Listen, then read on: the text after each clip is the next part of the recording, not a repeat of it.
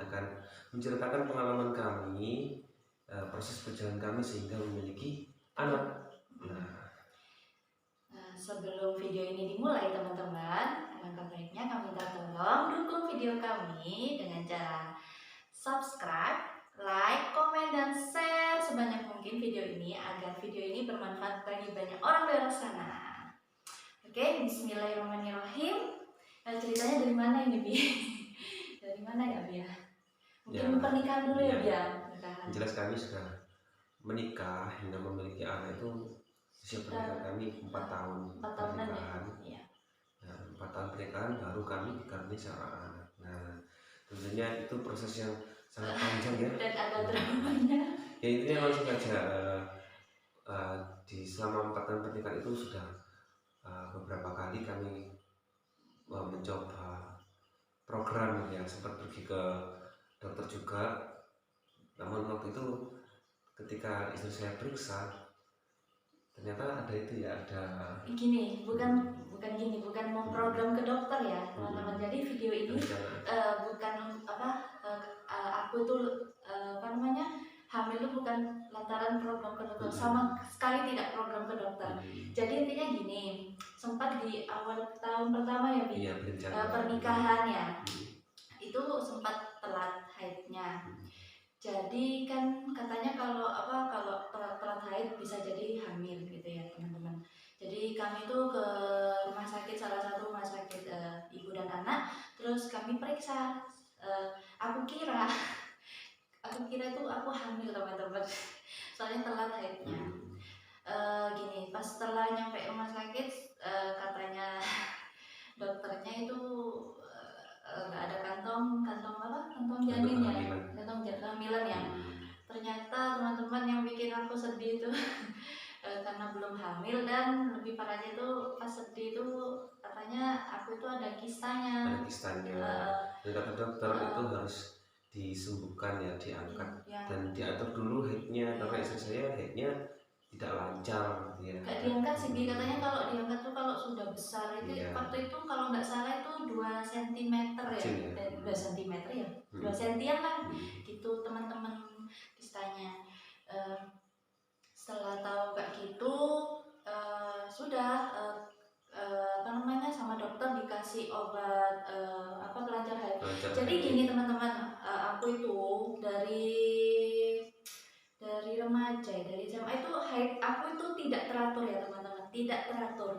Kadang haid 1 bulan, kadang bulan berikutnya tidak haid pun itu dikit banget dan warnanya itu coklat banget teman-teman. Jadi ya gitu, aku konsultasi sama dokter, akhirnya sama si dokter dikasih obat pelancar haid. Setelah minum pelancar haid itu haid ya. Sempet haid ya, haidnya lancar ya. Ternyata kumat lagi gitu teman-teman. Dan waktu itu ini cerita singkat dulu ya teman-teman. Dokter menyarankan untuk program hamil. Dokter menyarankan untuk program hamil gitu katanya. Tidak kami lanjut ya. Tidak kami lanjut karena ya maaf karena biayanya mungkin mahal ya teman-teman. Program kan butuh biaya mahal. Terus dengan itu kami masih sedang kondisi pas-pasan gitu ya. Jadi ya sudah tidak kami lanjutkan. Akhirnya kami pasrah dulu ya. Pasrah sama Allah gitu. Sama Allah kami ya sudah, yang penting kita sudah berusaha. Ya. Terus ya banyak saran dari orang teman-teman.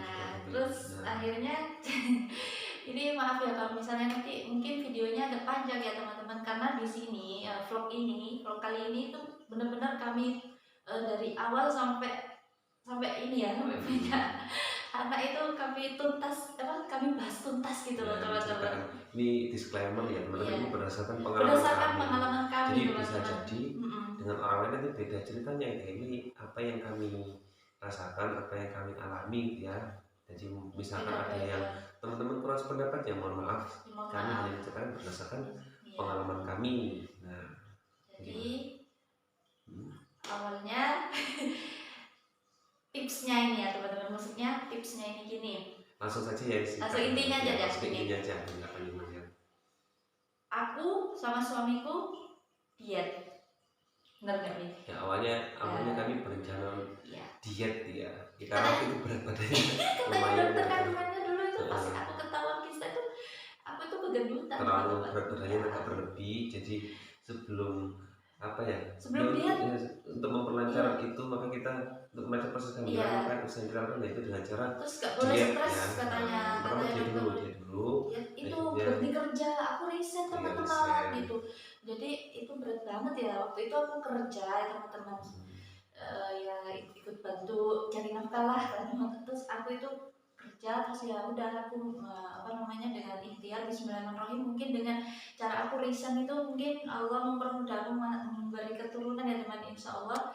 Terus aku waktu itu ya dengan dengan ya Bismillah gitu aku resign teman-teman. Maksudnya supaya tidak capek gitu Ya biar supaya gak tidak capek. stres juga, gak capek juga. Kemudian setelah resign Mencoba gak capek, hidup ternyata sehat. awalnya Iya, supaya istirahat, tapi ternyata belum belum hamil. dikasih juga Ternyata teman-teman. kemungkinan waktu itu karena berat badan, makanya Iya. kami kemudian diet.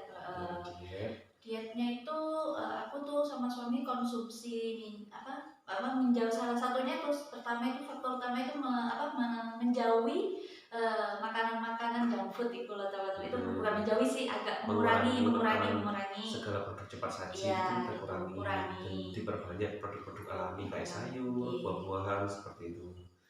Nah, akhirnya seiring berjalannya waktu memang berat badan kami berkurang gitu ya.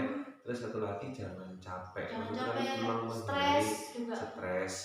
Nah itu semua sudah kita lakukan. Tapi ternyata itu ya, walaupun berat badan kita sudah turun, sudah makanan sudah sehat, tapi belum hamil juga. Tapi nggak apa-apa, ini juga bagian dari usaha ya. Ternyata belum hamil. Terus ya itu aku pas diet itu konsumsi habatus sauda, minyak zaitunnya tuh bisa dibeli di toko-toko Arab itu teman-teman, banyak banget. Dan di sini aku nggak mau menyebutkan mereknya apa, karena itu semua bagus kok teman-teman. Jadi minumnya itu kalau bangun tidur sebelum makan, minum itu minum 1 sendok makan. Terus kalau mau tidur juga minum 1 sendok makan minyak zaitun itu ya teman, yang olive oil yang virgin itu. Terus habatus sauda atau jinten hitam yang aku pilihnya kapsul ya Bia. Terserah sih, nanti itu sebenarnya banyak variannya, mungkin jinten hitam ya. Terus pernah juga coba itu kurma muda. Teman-teman ya itu. Pernah juga kita coba. Tapi segala sesuatu yang kita mampu untuk menuju ke itu kita coba. Terus kita searching itu YouTube-nya Dr. Saidul Akbar. Katanya beliau tuh selain mengkonsumsi makanan-makanan sehat juga ibadahnya juga dinaikkan ya, diperbagus lagi ya, pasrah sama Allah dan pasrah dan berdoa ya. Intinya anak itu kan juga rezeki. Nah ini teman-teman yang belum banyak teman-teman tahu, semangka selama ini bijinya dibuang kan teman-teman ya. Menurut Dr. Saidul Akbar ternyata teman-teman, biji semangka itu bisa menyuburkan kandungan, terutama untuk pria ya, bisa menyuburkan sel spermanya ya. Kalau itu wanita untuk kandungan, kalau di pria untuk sel spermanya bagus, berkualitas gitu teman-teman. Jadi aku itu sama suamiku itu kalau makan semangka bijinya dicari kan. Semangka sekarang tuh jarang ya teman-teman yang udah ada bijinya deh ya. Jadi kalau ketika pas nemu biji semangka itu masya Allah senangnya tuh teman-teman. Jadi kami makan aja gitu. Jadi biji semangka itu dimakan aja gitu, enak teman-teman. Udah setelah biji semangka kita rutin ya. Iya. Nah, terus kemudian seperti itu ya tauge itu sudah umum ya. Itu sayur kecambar itu udah itu berbanyak. Kemudian terus lagi ini hujan. Oh iya, berdoa itu kan ada waktu-waktu mustajab gitu ya, dalam kalau kita sebagai agama Islam itu ada waktu-waktu mustajab. Salah satunya adalah ketika hujan. Ketika hujan turun itu kan kita selalu berpikiran positif, dan salah satu doa yang kita panjatkan adalah doa memiliki anak ya teman-teman. Jadi kita doa memiliki anak itu selalu kita panjatkan di waktu-waktu mustajab, khususnya ketika waktu hujan. Jadi pas hujan itu aku sama suamiku itu benar-benar teman-teman, benar-benar nangis gitu. Aku tuh yang merengek, ya Allah aku pingin anak. Terus dan itu banyak doa ketika hujan pun juga banyak doanya Nabi Ibrahim ya, Rabbi habli minas sholihin ya. itu benar-benar aku sama suamiku benar-benar terus-terusan doa Rabbi habli minas sholihin, terus itu minta, terus aku yang ngerengek. Bayangkan teman-teman, mau 4 tahun pernikahan, siapa sih yang gak mau. Tujuan menikah itu kan ingin memiliki keturunan ya teman-teman, anak yang solih-solihah. Jadi ya segala cara ya udah kami lakukan, termasuk itu pernah minum air hujan juga berdoa, siapa tahu dengan minum air hujan ini Allah memberi keturunan, kan gak ada salahnya ya teman-teman. Terus apa lagi ya, itu doa untuk orang tua juga ya, itu itu intinya rajin-rajin minta maaf, salah atau tidak rajin-rajin minta maaf sama orang lain, terutama sama orang tua. Jadi kalau kita punya dosa ya gimana ya teman-teman, pasti kan ada sesuatu yang akan nyampe tapi terhalang, mungkin karena dosa-dosa kita ya teman-teman. Jadi ya di saat itu kami berdua itu sering banyak minta maaf ya Bia, sama orang lain, terutama ya sama kedua orang tua, minta maaf, jaga silaturahmi ya. Selain itu kita berusaha untuk sedekah sesuai kemampuan, sedekah, katanya dan niatkan untuk memiliki anak, karena anak itu Iya. juga rezeki, dan sedekah itu juga untuk memperlancar rezeki. Nah di siap ini bukan nyari ya teman-teman, bukan nyari ya kita teman-teman, sharing saja. Sedekah teman-teman bisa sedekah dalam bentuk apapun. Ketika sedekah niatkan sesuai keinginan teman-teman. Kalau teman-teman memang ingin punya anak ya niatkan untuk saja punya anak itu. Tapi dalam hati pas ngasih itu loh teman-teman, misalnya ngasih apa gitu loh, terus ya Allah dengan sedekah ini semoga aku dan suamiku segera diberikan keturunan yang solih-solihah. Waktu itu kayak gitu aku sama suamiku teman-teman, gitu. Bukan riak ya teman-teman, ini sesuai pengalaman kami aja. Gitu aja teman-teman, setiap sedekah ya Allah minta gini, minta anak yang solih-solihah, sambil nangis dalam hati itu teman-teman waktu itu. Terus laki-laki teman-teman itu keluar dari riba ya. Nah ini kan kami ketika awal menikah itu saya khususnya itu berhutang ya, karena ya untuk kebutuhan, yang mana kebutuhan, maka kami meminjam ya di salah satu jasa pinjaman gitu ya. Jasa pinjaman. Di situ ada bunga. Nah, kemudian saya cari-cari info ya di YouTube gitu. Karena gajinya dari YouTube ya teman-teman, mohon maaf. Jadi memang ternyata riba itu sangat berdosa gitu ya. Bahkan dosanya itu seperti menyetubi ibunya sendiri. Itu dosa paling hukuman paling ringan. Dan ternyata bisa jadi dosa itu menghalangi rezeki gitu ya. Makanya saya berpikir tuh, kalau terus riba maka ya ini akan menghalangi rezeki kami, khususnya memiliki anak. Maka semenjak saat itu kalau nggak salah beberapa bulan. Sebentar, di stop dulu ya gini. Ini sebelum kan ada yang gitu loh, yang buah itu. Oh ya, belum. Ini kita lanjut aja dulu, nggak apa-apa. Nggak apa-apa ya, oke. Akhirnya kita putuskan untuk berhenti dari riba.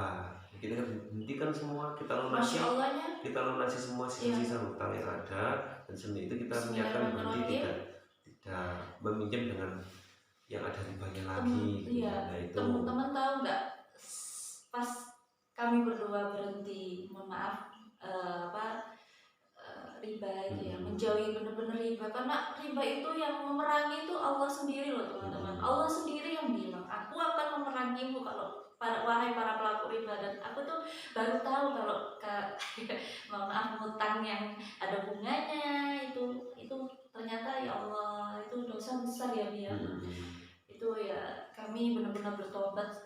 Kami benar-benar gak tahu sih sebelumnya, dan kami mencoba tobat, minta maaf yang sebesar-besarnya sama Allah, dan berusaha untuk melunasi semua hutang kami pada saat itu teman-teman. Masya Allahnya qadarullah teman-teman. Setelah lunas, mau nangis nih teman-teman. Setelah lunas selang 1 bulan. 1 bulanan teman-teman. Qadarullah, ini janji Allah sendiri ya teman-teman. Aku positif hamil teman-teman. Beneran. Itu usaha kami dari segi spiritual, tadi misalnya dari riba. Kemudian ada lagi usaha kami dari spiritual ini yang apa istilahnya ya, yang secara herbal gitu ya. Selain spiritual ini yang utama menjauhi riba gitu ya. Memang nggak lama setelah itu, sebulan Allah memberikan hadiah berupa karena itu dalam istri saya itu. Nah selain riba, herbalnya juga ada. Itu bukan apa? Herbal dulu nggak apa-apa. Oh iya, herbalnya. Ya, herbal itu dengan cara itu memakan buah parijoto. Lah, Nah, buah parijoto kalian itu, belum tahu kan?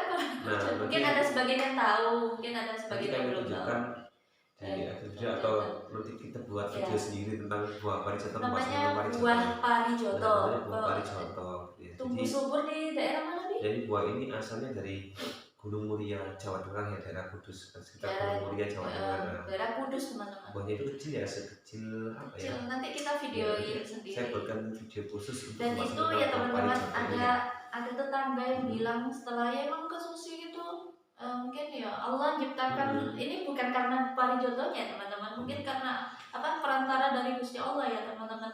Ada yang konsumsi juga, ada tetangga yang konsumsi itu ya masya Allah kadarullah ya hamil teman-teman gitu. Jadi manfaatnya parijoto emang untuk kesuburan ya terkenalnya ya dia. Ini kan buah parijoto itu kan antioksidannya tinggi, jadi dia menjadi salah satu tanaman yang bermanfaat untuk kesuburan seperti ini. Kami waktu itu membeli ya di pasar tanaman hias, pasar tanaman hias.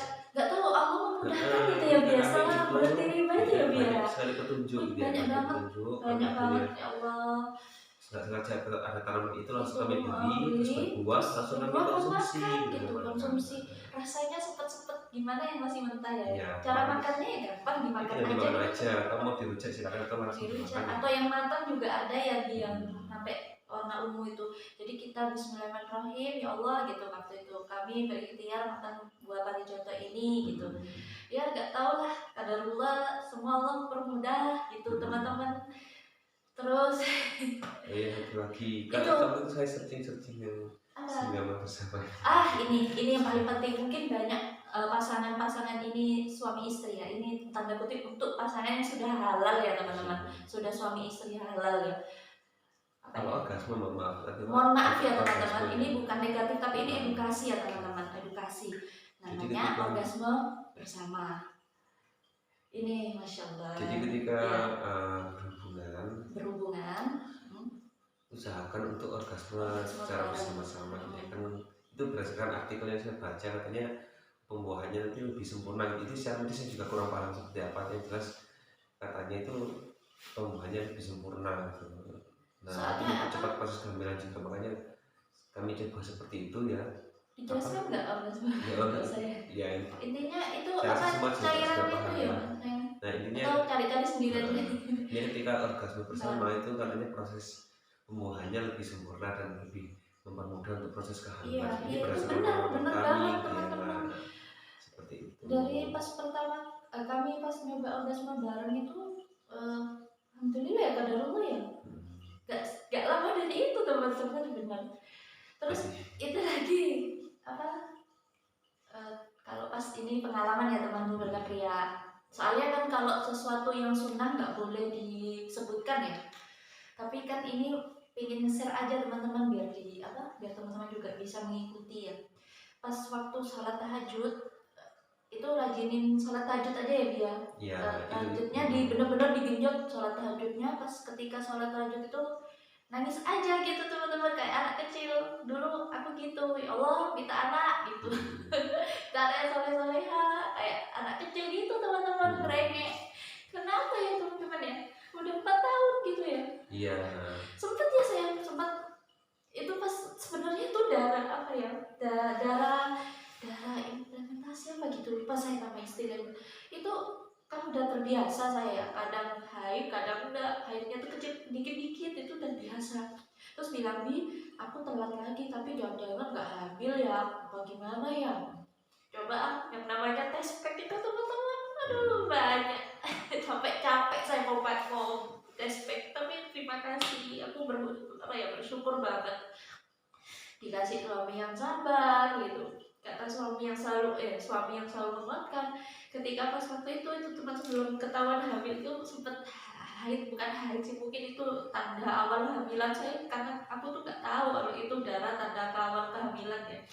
Sebelum pindah kontrakan ya sayangnya, sebelum pindah kontrakan itu aku haid, tapi cuma dikit gitu, warnanya kecoklatan. Tes pack kan, ternyata itu tes pack negatif, ya negatif lagi gitu. Nangis waktu itu. Kata si suami, nggak apa-apa, Allah pasti bentar lagi dikasih, beneran nggak sampai gini teman-teman, sampai ke suami bilang gini, kita bisa punya anak kan Bi gitu. Ya bisa katanya, gak ada yang gak mungkin gitu, bentar lagi punya anak pasti itu suami. Dan di situ yakin banget gitu teman-teman, yakin. Setelah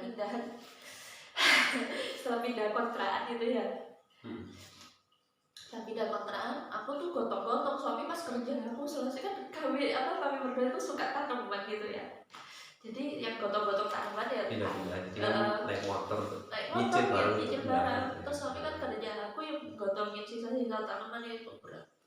Setelah pindah itu kita sempat berolahraga ya Pia. Ada nanti mungkin kami share fotonya ya atau videonya yang pas olahraga. Video sendiri aja kayaknya ya nanti ya kalau sekarang panjangnya. Nanti Terus? mungkin kami share di jangan di skip kok jadi gini teman-teman. Jadi kami sempat berolahraga. Aku tuh orangnya apa ya, pencilaan bukan apa sih bahasa Jawanya, aktif gitu loh teman-teman. Loncat-loncat sih, apa itu teman-teman, olahraga pagi itu teman, lari-lari. Terus nggak tahu itu hamil ternyata teman-teman. Nah itu sudah hamil tapi kami belum tahu. Tanggal berapa ya? Gini ceritanya teman-teman. Tahuan hamil tuh gini. Apa itu?